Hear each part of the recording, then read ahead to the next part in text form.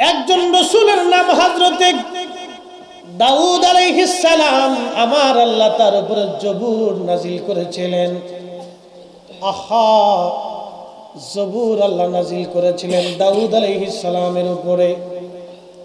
দাউদ আলাইহিস সালামের লাহান এত সুন্দর ছিল, উনি যখন জবুর তেলাওয়াত করতেন, জবুর শরীফ তেলাওয়াত করার সময় নদীর মাছগুলি নদীর কিনারায় এসে তার জবুর তেলাওয়াত শুনতে থাকতো।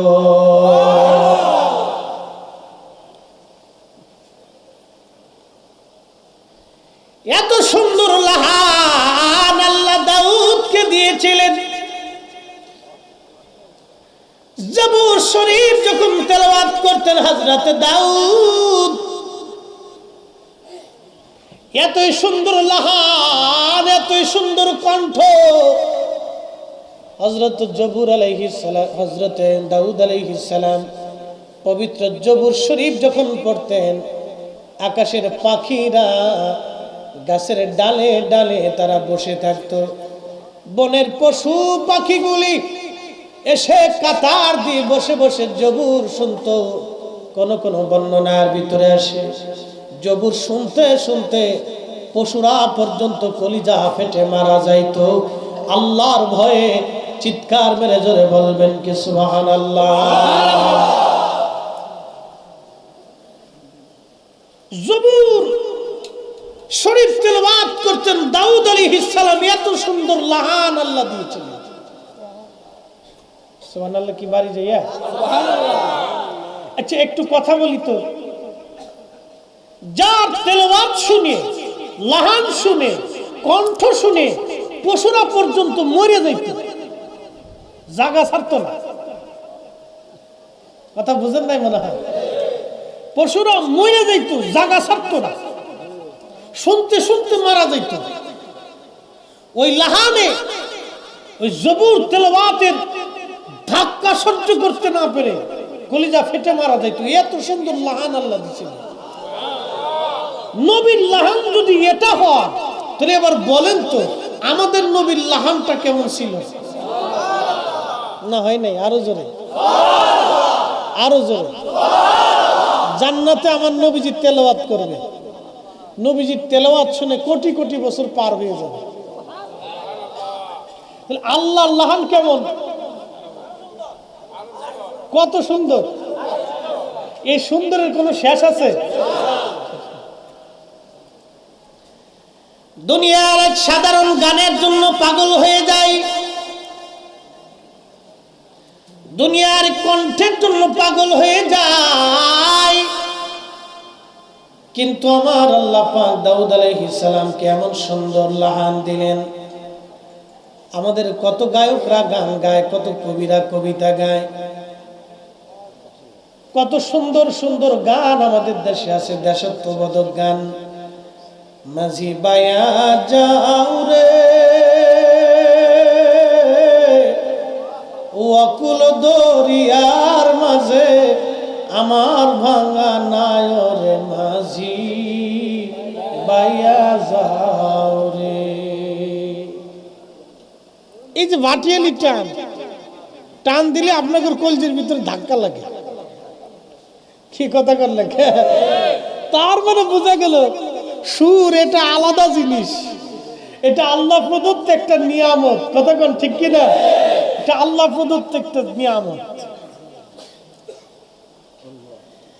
আরে আমার নবীর দরবারে সাহাবী হাসান বিন সাবিত নবীজির সামনে দাঁড়াইয়া পবিত্র মিম্বরে দাঁড়ায় দাঁড়ায় নাতে রাসূল গাইতেন, ইন্নাকা উলিতা মুবাররান মিন কুল্লি আইব কাআন্নাকা খুলিকতা কামা তাশা ওয়াদাম্মাল ইলাহু ইসমান নবী বিইসমিহি ইযা ক্বালা ফিল খামসিল মুআদ্দিন নাশহাদ ইন্নাকা উলিতা মুবাররান মিন কুল্লি আইব। ও নবী, আপনি দুনিয়াতে আসছেন, আপনার জীবনে কোনো আইব নাই, কোনো ত্রুটি নাই, কোনো খাতা নাই, কোনো দোষ নাই, কোনো ভুল নাই। চিৎকার মেরে বলা যাবে কি ইয়া রাসূলুল্লাহ? ভুল আছে? আছে? আমাদের দেশে একদল আছে কুমিল্লা বড়ুরাতে বাড়তেছে না, বাড়তেছে জায়গায় জায়গায় মাদ্রাসা মক্তব মসজিদ বানাইতেছে। ওরা মনে করছে একবারে বেহুশ হয়ে গেছে।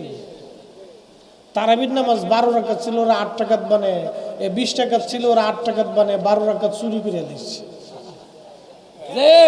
জোরে কর, কত রাকাত চুরি হয়েছে?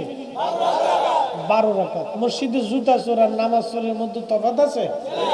বরং নামাজ চোরটা হলো ভয়ঙ্কর চোর।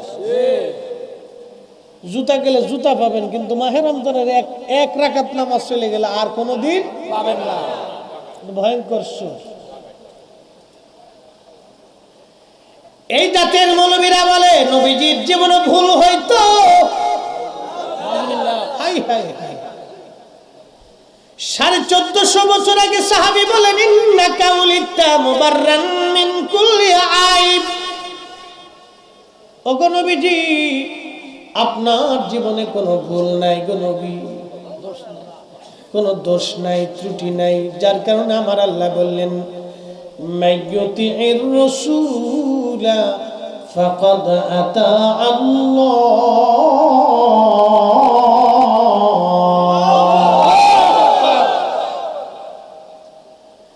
আল্লাহ বলেন আমার নবীর অনুসরণ করলেই আমি আল্লাহর অনুসরণ করা হয়ে যায়। নবীর অনুসরণ করলে আল্লাহর অনুসরণ হয়ে যায়। যার অনুসরণ করলে মালিকের অনুসরণ হয়ে যায়। তার জীবনের মধ্যে কোনো ত্রুটি ছিল না, ভুল ছিল না। যারা ভুল ধরবে ওরাই হলো ইহুদিদের দালাল। হাত উঁচু করে বলেন ঠিক না বেঠিক? সন্দেহ নাই।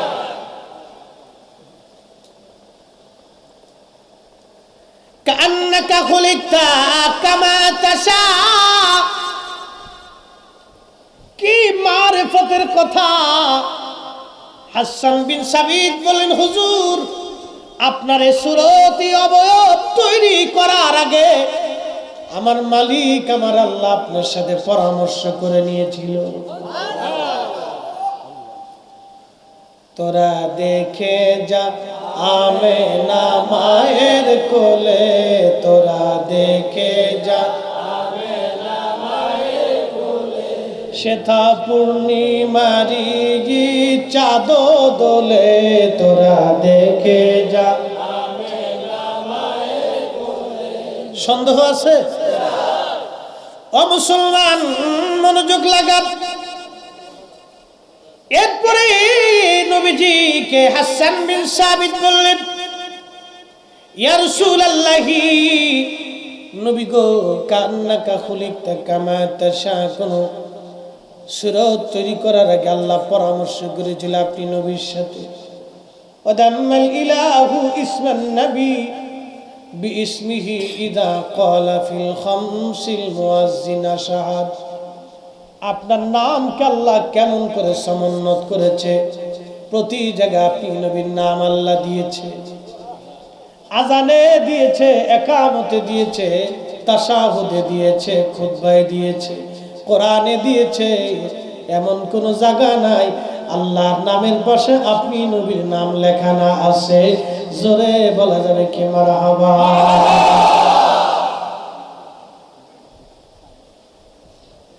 আদম সফিউল্লাহ ইন্তেকাল করবে, ডাক দিছে শীষ।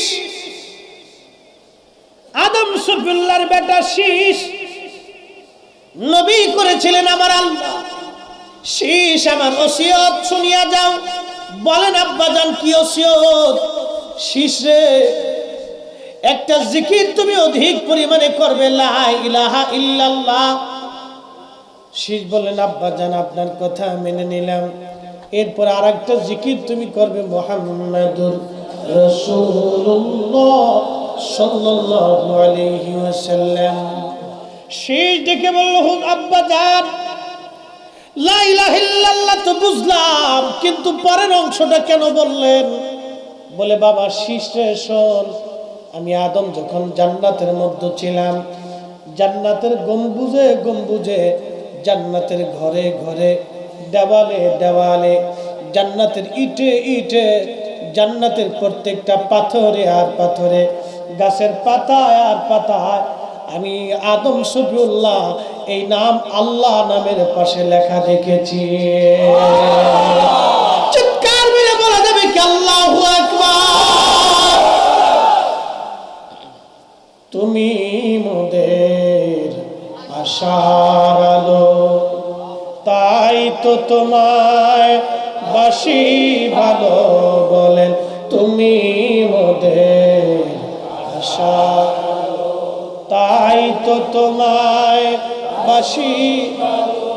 হৃদয় নামের ফুলদানিতে, হৃদয় নামের ফুলদানিতে গেথে রেখেছি প্রেমের মালা।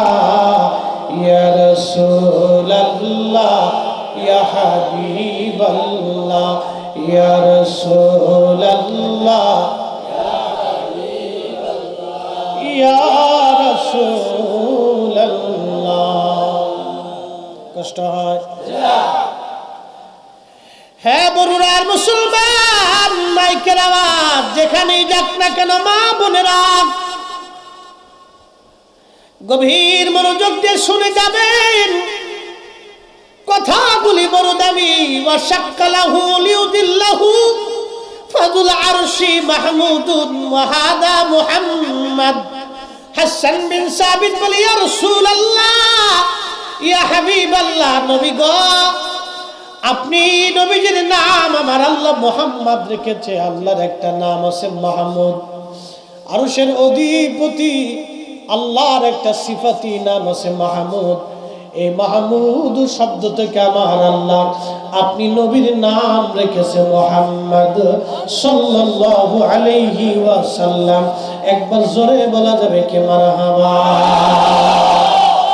শ্রেষ্ঠ নবী দিলাম রে তরিয়ে নিতে রোজ হাসরে, ঠিক কি না?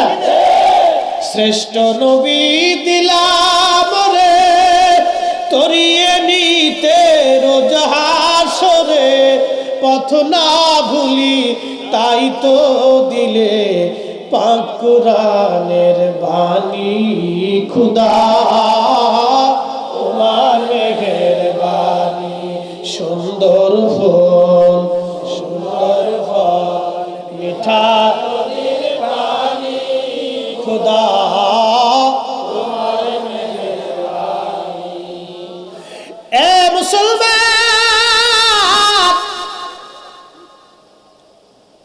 আল্লাহর নাম মাহমুদ, মাহমুদ শব্দ থেকে নবীর নাম রাখলো মুহাম্মদ।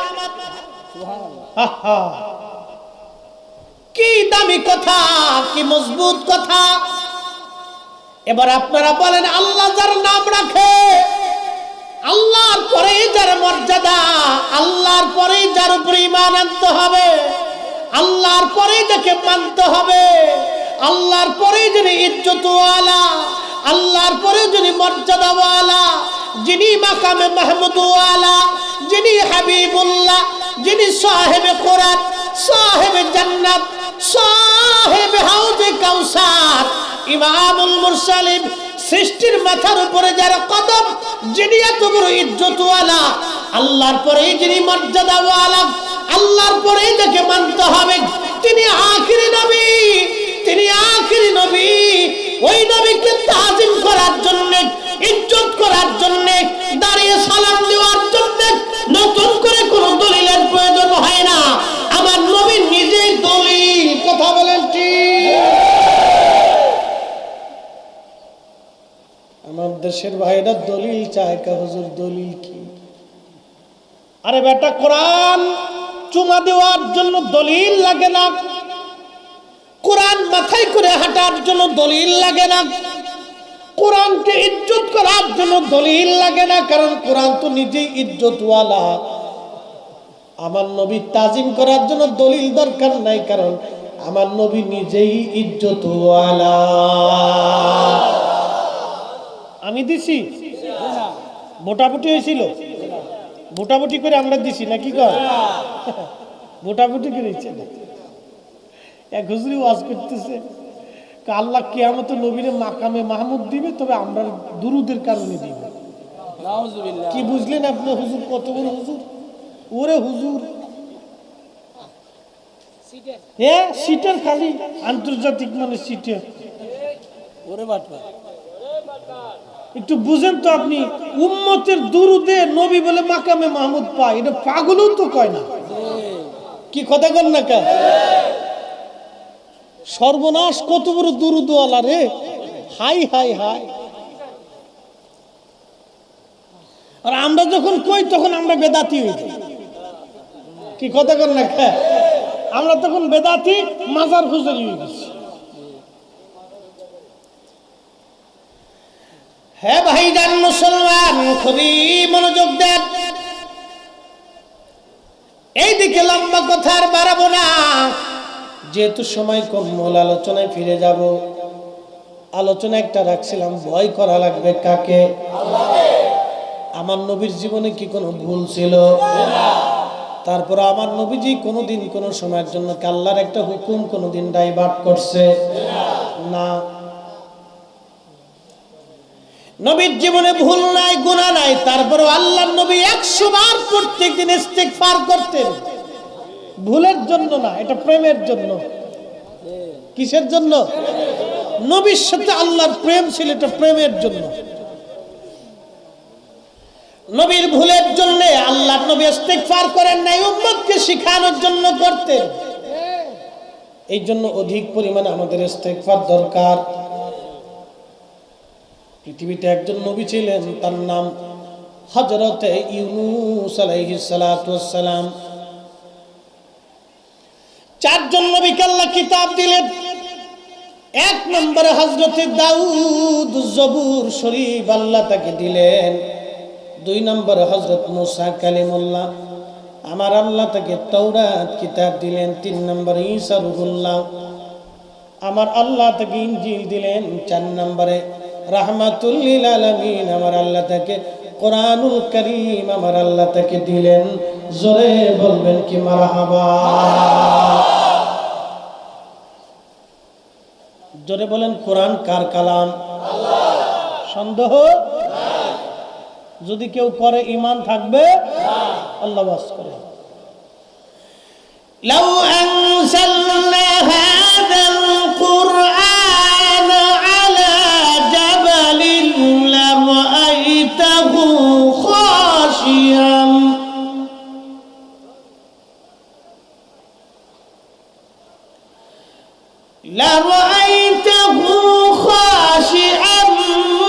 মুতাসাদ্দিআন মিন খাশিয়াতিল্লাহ।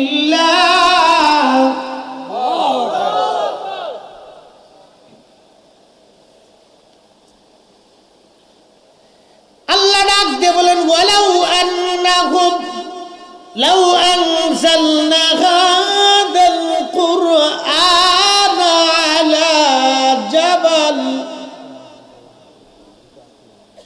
আল্লাহ বলেন, হাবিবি, কোরআন যদি আমি পাহাড়ের উপরে নাজিল করতাম, আমি আল্লাহর কালাম, এই কালাম যদি পাহাড়ের উপরে রাখতাম, লারাআইতাহু খাশিয়ান মুতাসাদ্দিআন মিন খাশিয়াতিল্লাহ, আপনি দেখতেন এই কালামের ডরে, আমি আল্লাহর ভয়ে এই পাহাড় গলে গলে।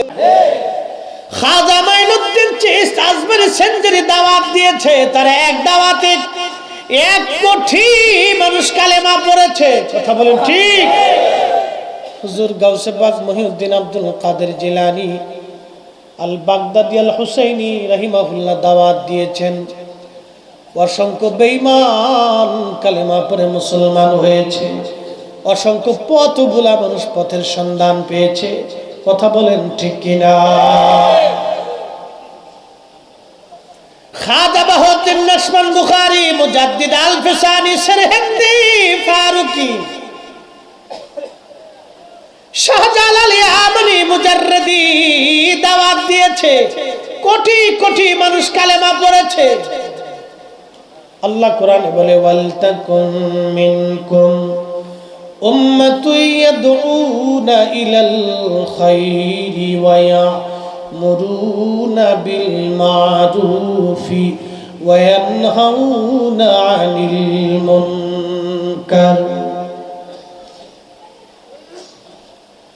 আল্লাহ ডেকে বললেন, হাবিব, আমার বান্দাদের ভিতরে এমন একদল বান্দা থাকবে যারা মানুষের মাঝে ভালো কাজের দাওয়াত দিবে, ওয়ায়ামুরুনা বিল মা'রুফ, মানুষের মাঝে তারা ভালো কাজের দাওয়াত দিবে, ওয়ায়ানহাউনা আনিল মুনকার, খারাপ কাজ থেকে আমার আল্লাহ ফিরাইয়ে রাখবে, খারাপ কাজ থেকে তারা ফিরাইবে। ও বাজান, আজকের মাহফিল একটা দাওয়াত, এই দাওয়াতের মাধ্যমে আমরা মানুষদেরকে ভালো কাজের দিকে দাওয়াত দিতে ডাকা হয়েছে। কথা বলেন ঠিক কিনা? এটাও আজকে একটা দাওয়াত। এই দাওয়াতের মাধ্যমে মানুষদেরকে ভালো কাজের দিকে ডাকবো। হযরত ইউনূস আলাইহিস সালাম দাওয়াত দিলেন, বছরের পর বছর ধরে দাওয়াত দিলেন, কিন্তু মানুষ তার দাওয়াত কবুল করল না। ইউনূস আলাইহিস সালাম বেজার হয়ে গেলেন, এত বছর ধরে দাওয়াত দিলাম, ওরা দাওয়াত মানল না, তাহলে কি করা যায়?